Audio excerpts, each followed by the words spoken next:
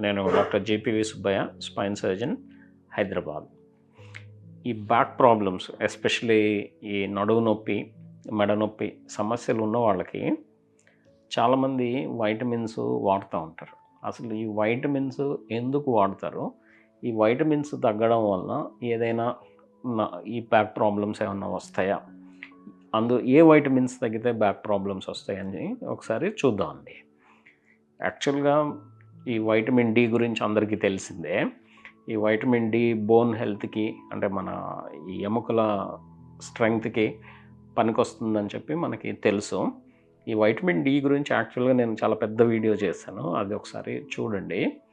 ఈ vitamin D ఎందుకు ఉపయోగపడుతుందంటే, అది మనం తీసుకున్న ఆహారం నుంచి ఈ కాల్షియంని మనం శరీరంలోకి లాక్కోవడానికి, అబ్జార్బ్ చేసుకోవడానికి ఈ వైటమిన్ డి చాలా ఉపయోగపడుతుంది అన్నమాట.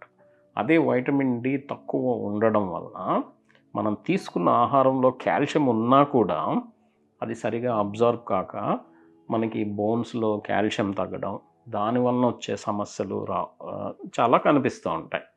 సరే, ఈ వైటమిన్ డి తగ్గడం వలన డెఫినెట్గా మనకి జనరలైజ్డ్ బాడీ పెయిన్స్, అంటే శరీరం అంతా పెయిన్స్ రావచ్చు.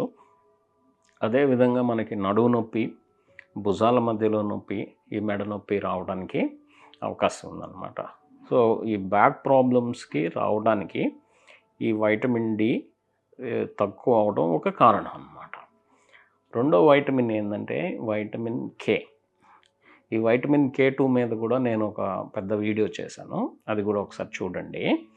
ఈ వైటమిన్ K2 కూడా మనకి ఈ శరీరంలో కాల్షియం సేమ్ మనం తీసుకున్న ఆహారం నుంచి కాల్షియం మనకి అబ్జార్బ్ చేసుకోవడానికి వైటమిన్ K కూడా ఉపయోగపడుతుంది అన్నమాట. ఈ వైటమిన్ డి మాదిరిగా దాదాపు ఈ వైటమిన్ K2 యాక్షన్ కూడా బోన్స్ మీద దాదాపుగా ఒకే విధంగా ఉంటుంది. సో వైటమిన్ కే కూడా మనకి బ్యాక్ ప్రాబ్లమ్స్ రాకుండా ఉపయోగపడుతుంది అన్నమాట. ఇంకొక ఇంపార్టెంట్ వైటమిన్ ఈ వైటమిన్ సి. ఈ వైటమిన్ సి మనకి ఈ కొల్లాజెన్ అనే ప్రోటీన్ని తయారు చేయడంలో ఉపయోగపడుతుంది.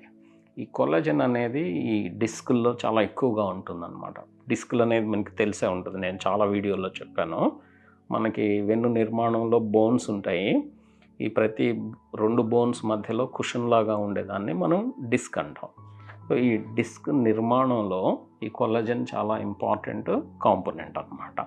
సో ఈ వైటమిన్ సి తగ్గడం వలన, ఈ కొల్లాజెన్ తక్కువ ఉండడం వలన ఈ డిస్క్కి సంబంధించిన సమస్యలు కూడా రావడానికి అవకాశం ఉంది.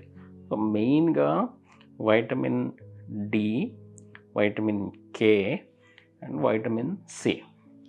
ఇదే విధంగా మనకి వైటమిన్ B12 చాలా ఇంపార్టెంట్ రోల్ ప్లే చేస్తుంది బ్యాక్ ప్రాబ్లమ్స్లో. ఇది ఏ విధంగా రోల్ ప్లే చేస్తుంది అని అంటే, ఈ వైటమిన్ B12 మనకి ఈ నరాలు ఇంటెగ్రిటీ, నరాలు నార్మల్గా పనిచేయడానికి పనిచేస్తుంది. అది ఏ విధంగా పనిచేస్తుంది అంటే, ఈ నరాలకి చుట్టూతో ఒక పొరలాగా ఉంటుంది. ఇప్పుడు ఎలక్ట్రిక్ వైర్ లాగా చూసుకోండి, ఈ లోపల కాపర్ వైర్ ఉంటుంది, పైన ఇన్సులేషన్ ఉంటుంది. అదేవిధంగా ఈ వైర్లో కాపర్ వైర్ ఉన్నట్లు ఈ నరాలు ఉంటాయి. ఆ నరాల చుట్టూ ప్రొటెక్షన్ కింద ఈ మైలిన్ షీత్ అని ఒకటి ఉంటుంది అన్నమాట. ఈ మైలిన్ షీత్ తయారు చేయడంలో వైటమిన్ B12 చాలా ఇంపార్టెంట్ రోల్ ప్లే చేస్తుంది. సో ఈ మైలిన్ తగ్గడం వలన ఈ నరాలకు సంబంధించిన నొప్పులు రావడానికి అవకాశం ఉంది.